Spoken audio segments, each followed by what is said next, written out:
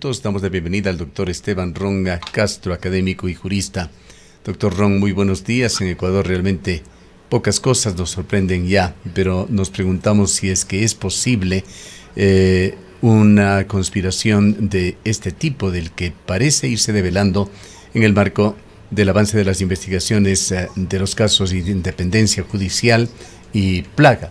Estas intenciones desde el sector político de echar abajo un importantísimo caso judicial, el caso Sobornos, que hizo historia en Ecuador. ¿Nos escucha, doctor Ron? Con dificultad, Gustavo. Buenos días. Buenos días. Escuché Le preguntábamos solo casos si es que Sobornos, es nada más. posible, ¿Me podría repetir? si es que es posible admitir esto como una posibilidad real, lo que se va develando en el marco de la investigación del caso de independencia judicial y plaga, de que habría una intención de echar abajo el caso Sobornos y que para eso se venía trabajando entre varios altos funcionarios con Wilman Terán. A ver, en los últimos días se han dado algunas desvelaciones respecto de todo lo que va aconteciendo, no solo en el caso Sobornos, también hay mucha especulación respecto de los casos Metástasis, Purga y Plaga. El día de ayer veíamos que en redes sociales se hacía eco de declaraciones en unos portales de origen venezolano, en Venezuela News, respecto de posibles acuerdos y demás. Yo creo que en este momento, más que hacer una teoría respecto al cómo se quiere echar abajo el caso Sobornos 2012-2016 con la utilización de otros casos, creo que la situación es que la función judicial se encuentra en una implosión interna, ¿sí? Sobre la base de esta implosión interna, la seguridad jurídica de los ecuatorianos está prácticamente en soletas, y ahora lo que vemos es que en los últimos años la función judicial, a través de todos los niveles operativos de la misma, pero también en las altas esferas decisionales, es decir, a escala de jueces, ha sido utilizada con fines estrictamente políticos, ¿sí? Y te digo políticos en todo sentido. Inclusive ha sido utilizada la función judicial y los fallos judiciales, no solo con finalidades estrictamente políticas, pero también estamos viendo que han existido finalidades ya no sé, económicas particulares, ¿no? Entonces, veo que esta pugna que está recalcitrante en los últimos días no va a parar. No te puedo decir, estimado Gustavo, si es que lo que se intenta con estas teorías conspirativas de hacer caer Metástasis, Purga y Plaga versus Sobornos 2012-2016 es la intención o no del correísmo, de qué actores. Es muy complicado hacer esa visualización, ya que por descarte de actores o por frecuencia discursiva todavía no se ve claramente una línea. Ahora, lo único que queda es apelar al órgano que en este caso sigue realizando un trabajo, el único órgano que se ve todavía que tiene cierto nivel de institucionalidad, por lo menos en altas esferas, que es la Fiscalía General del Estado, ¿no? Ya vemos que también fiscales han sido involucrados en estos casos, pero digamos que dentro de la jerarquía interna, al menos no se vea salpicada por alguna situación. De ahí lo que está pasando en la función judicial, Gustavo, no solo es motivo de análisis ya en este punto. De hecho ya no hay análisis competente que logre generar por lo menos una visualización de lo que está pasando.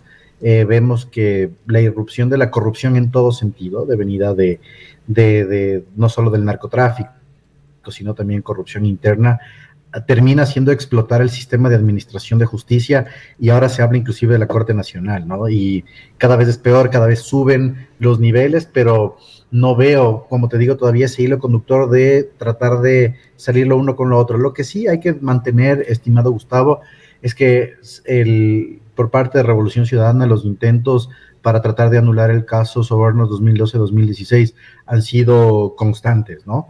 Pero se ha dicho también en cada una de las instancias que se ha ido presentando que las sentencias están en firme, que no hay espacio ya para apelaciones. ¿Qué tipo de revisión podría eventualmente hacerse si es que efectivamente hay o hubo hasta hace poco estas intenciones?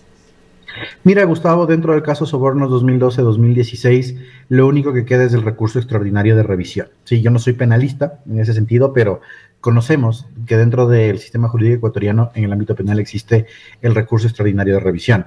Recuerda tú que inclusive se intentó reformar el COIP, no en este último intento de reforma, sino en esta discusión acalorada en la Asamblea Nacional, cuando se intentó cambiar la naturaleza del recurso extraordinario de revisión, ¿sí? El recurso extraordinario de revisión, haciendo una explicación desde su propia descripción, es extraordinario cuando circunstancias que no fueron valoradas dentro del proceso judicial salen a la luz. ¿Sí? A mí cuando me enseñaban en la universidad, lo recuerdo, el recurso extraordinario de revisión es cuando el muerto asoma vivo, perdón el coloquialismo. ¿Sí? Entonces, ese es el recurso extraordinario de revisión, que por ejemplo exista nueva documentación, que en este caso libere de responsabilidades a las personas involucradas en sobornos 2012-2016 y que con esta documentación efectivamente los grados de culpabilidad cambien o no exista culpabilidad, etcétera, ¿no? Pero eso es el recurso extraordinario de revisión, que es el único recurso que en este caso cabe en el caso Sobornos 2012-2016. De hecho, recordarás, como te decía, las acaloradas discusiones que hubo en la Asamblea Nacional para tratar de cambiar las causales de la aplicación del recurso extraordinario de revisión, cuando se quiso señalar que comisiones internacionales de derechos humanos hagan la valoración de los casos para ver si se podía plantear el mismo, lo cual fue manifiestamente rechazado en la propia asamblea, archivado. De hecho esa sesión, no, ni siquiera archivado, perdón, de hecho esa sesión sigue suspendida en la Asamblea Nacional y no, definitivamente no hay Ahora, otro recurso. De ahí hay lo que se señala y se deduce de estos casos judiciales investigados por la Fiscalía es que se intenta utilizar estos recursos extraordinarios que habían presentado los procesados Galarza de la constructora Concermín e Hidalgo de Hidalgo, y que a través de este proceso en el cual Galarza e Hidalgo habían invocado un argumento que invalidaría el caso, lo que intentarían es beneficiar al resto de los 21 procesados, entre los que están los exministros correístas. Sí. A ver, el recurso extraordinario de revisión, como cualquier otro recurso extraordinario en el sistema jurídico ecuatoriano, estimado Gustavo, no tienen efectos intercomunes. Eso lo tenemos que tener clarísimo, ¿no? Los recursos extraordinarios, en este caso, tienen efectos solo para las partes que los proponen.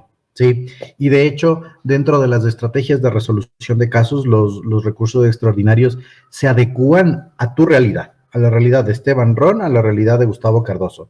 No se adecúa a una realidad comunitaria de las personas involucradas. Ahora, que de esos recursos presentados por las constructoras pueda generarse una duda respecto de las actuaciones de las demás personas involucradas, se puede dar. Sin embargo, el recurso tiene que ser planteado por las personas involucradas, tal vez a raíz de lo que plantean estas personas jurídicas de estas empresas, pero todavía es entrar en un marco especulativo que no sabemos, ¿sí? En este caso, si cada uno de los sentenciados tiene recursos, tiene la posibilidad de plantear los recursos extraordinarios, pero siempre que estos tengan una argumentación válida, algo que es fundamental, ¿sí? Que son las nuevas pruebas o evidencias que no fueron consideradas, pruebas, mejor dicho, que no fueron consideradas en el proceso judicial, y este razonamiento probatorio, ¿sí? Que tiene que conducir a que el grado de culpabilidad sea disminuido o en este caso liberado. Pero no es que otros actores se van a beneficiar del recurso extraordinario de revisión que hayan presentado estas personas jurídicas, ¿no? o sus representantes, sino que el recurso viene de cada una de las personas. Ahora, que esto abra la puerta para que con este recurso tal vez se abran y se presenten otros recursos extraordinarios de revisión, puede darse, Gustavo, pero no es el caso. Ahora, doctor Ron, muy buenos días. ¿Cuáles son las posibilidades, además de que estos casos vayan al ámbito internacional, a los organismos internacionales? Ese es un tema también que ya lo hemos escuchado, que al no encontrar salidas y soluciones, entre comillas, aquí en la justicia ecuatoriana, podrían llevar estos casos a los órganos competentes externos. Mira, Mari, a ver, en ese sentido es un discurso que siempre se lo tiene, ¿no? Cuando existen este tipo de casos en los cuales ex políticos, no solo del Ecuador, sino hablemos de la región, han sido involucrados en causas penales, principalmente por delitos contra la administración pública. En ese sentido es acudir al Sistema Interamericano de Derechos Humanos, ¿sí? Eso es a lo que se refieren cuando hablan de las cortes internacionales. Y obviamente dentro del sistema existen dos organismos, ¿no es cierto? La Corte IDH, la Corte Interamericana de Derechos Humanos, y la Comisión Interamericana de Derechos Humanos. La comisión que tiene los efectos o para efectos de donde se presentan los casos y que podría dictar inclusive medidas cautelares en el caso de que existiese una permanente violación de derechos. Pero finalmente la Comisión Interamericana no va a dictaminar una situación diferente a la que está en el Ecuador, ¿sí? Ahora, si es que el caso es, en primer lugar, calificado en la Corte Interamericana, en segundo lugar, es estudiado y entra dentro de un proceso de revisión en la Corte Interamericana de Derechos Humanos, va a pasar un largo tiempo, y de lo que se conoce al menos, ¿sí?, del caso Sobornos 2012 y 2016, las partes pertinentes no han acudido todavía a dichas instancias. Además, que para acudir al Sistema Interamericano de Derechos Humanos, recuerden, a pesar de que no es un requisito como tal, se deben agotar todas las vías recursivas en el Ecuador. En este caso, el recurso extraordinario de revisión es extraordinario, es decir, en el Ecuador ya se agotaron todas las vías respectivas dentro del sistema ecuatoriano y se podría acudir a estas instancias internacionales. Bien, retornemos a otro caso sobre el cual hemos conversado algunas veces con usted, pero que no termina, el del posible interinazgo de Verónica Abad en la presidencia de la República.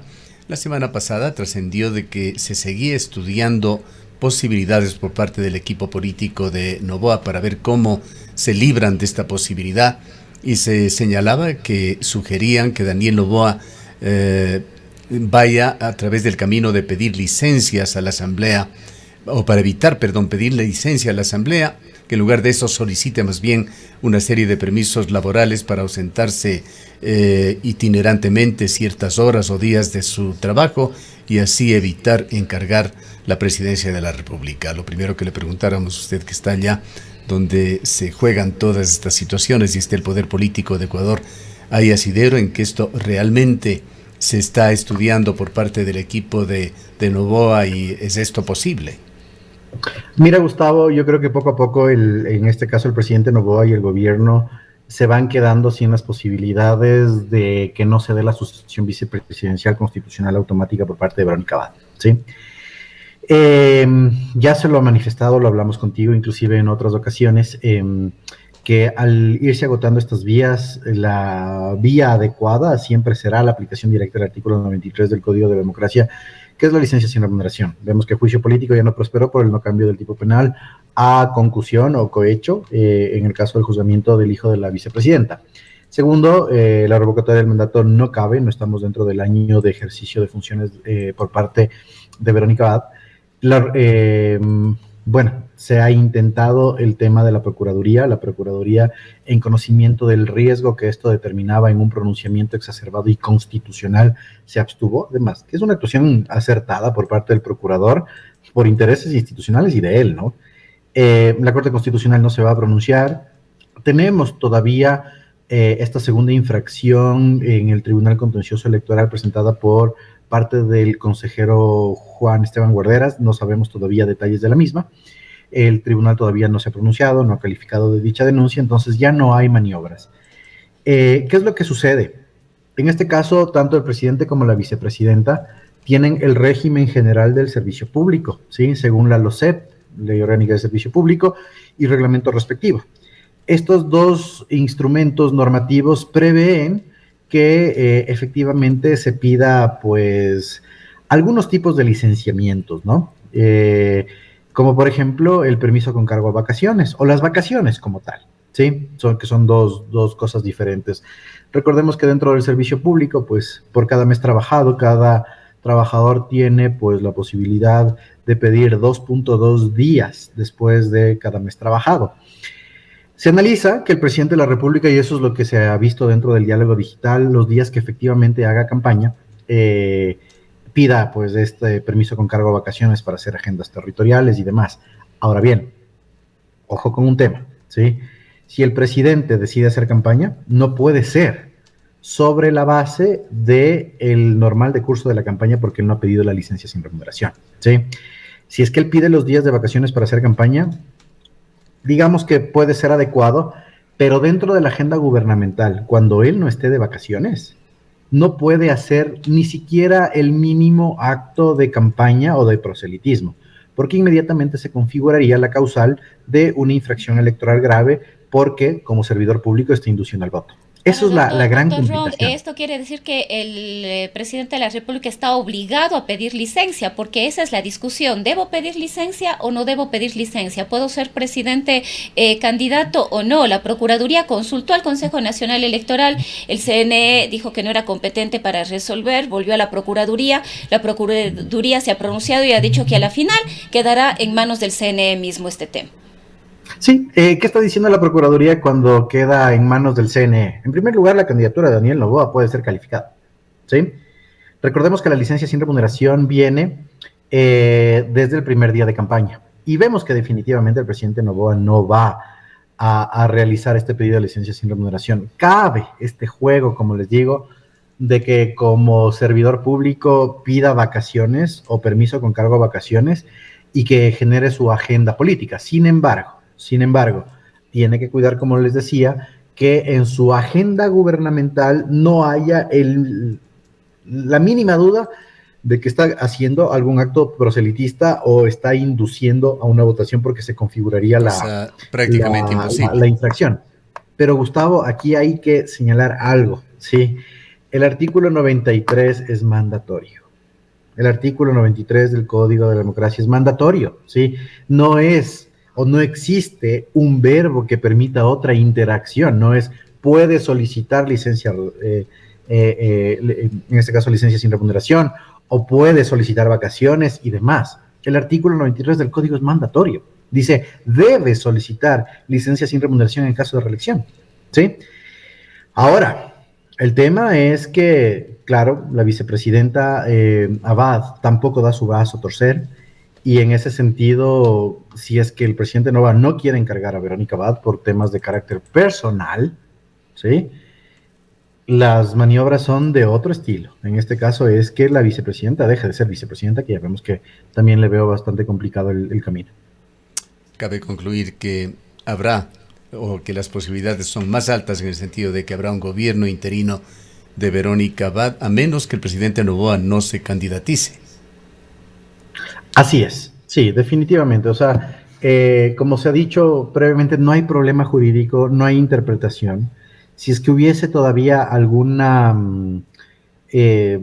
o si como dice la teoría que están manejando los servidores de gobierno y el propio presidente, que este artículo 93 del Código de la Democracia tiene todavía vicios de inconstitucionalidad, la vía era clarísima en su momento, ¿no? Era demandar la inconstitucionalidad parcial de este artículo ante la Corte Constitucional para que el Consejo Nacional Electoral, en aplicación del artículo 7 del Código de la Democracia, pueda enviar un proyecto de ley cuando la normativa no permite la ejecución de un proceso electoral para que sea tratado en la Asamblea por 30 días, pero parece que en este sentido no se barajó dentro de este esquema estratégico de gobierno la posibilidad de la demanda de inconstitucionalidad del artículo 93.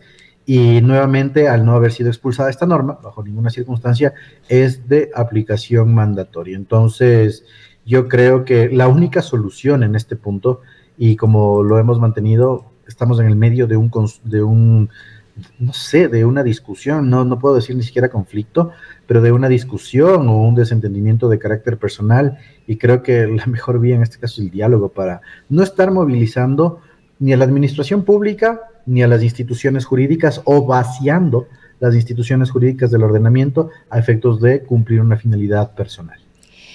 Tal vez en otro tema quisiera su criterio, doctor Ron. Un juez de la Unidad de Garantías Penitenciarias de Guayaquil ha aceptado a trámite una acción de habeas corpus presentada por la abogada Karen Begonia Gómez Subía con el propósito de que el ex vicepresidente de la República, Jorge Glas Espinel, salga de la cárcel de La Roca. ¿Cuáles son sus criterios jurídicos respecto de este nuevo pedido buscando la libertad de Glas? Desconocía, pero en este caso es pedido, ¿no es cierto? Todavía no ha sido otorgado el habeas corpus. Recordemos que existen diversos tipos de habeas corpus como una garantía constitucional. No estamos hablando de los habeas corpus que son presentados para la obtención de libertad en el caso de detención ilegal. Debería ser un habeas corpus correctivo, si es que esto se ha presentado, por el tema de salud de Jorge Glas. Ahora bien, habrá que ver si en este habeas corpus se está solicitando un cambio de centro de privación de libertad o que salga a otro tipo de régimen. La Corte Constitucional el año anterior moduló el tema de los habeas corpus, en este caso, como les decía, correctivos, ¿sí? Por esquemas de salud. ¿Qué nos dijo la Corte Constitucional el año anterior? Que cuando se presente un habeas corpus por motivos de salud, el SNAI, el Servicio de Rehabilitación, debe proporcionar o tratar de proporcionar toda la atención médica necesaria a través del Sistema Nacional de Salud dentro del centro de privación de libertad donde la persona se encuentra. Si es que definitivamente y con informes técnicos del Sistema Nacional de Salud no puede atender a la persona, podría solicitarse en primer lugar que salga a un centro de atención médica temporalmente mientras el impasse de salud es solventado, pero si estamos hablando de una enfermedad crónica con atención secuenciada y extendida en el tiempo y que no se puede dar en ese centro de privación de libertad, tiene que cambiarse de centro de privación de libertad. Pero nuevamente, habría que estudiar qué es lo que se pretende. Yo creo que ya después de varios intentos, lo que se ha presentado con Jorge Glas es un tema correctivo por temas de salud, nada más buscando el traslado de centro de privación de libertad, pero desconozco todavía los pormenores del caso. Mil disculpas en ese sentido. Bien, para finalizar, doctor Ron, ¿cómo ve usted a Ricardo Morales como nuevo defensor público? A ver, el caso de la Defensoría Pública, recordemos que ha sido uno de los concursos más, no sé, con más vicisitudes, con más trabas, no solo de carácter constitucional, con mucha impugnación de carácter personal, con renuncias, con injerencia política, etcétera, ¿no?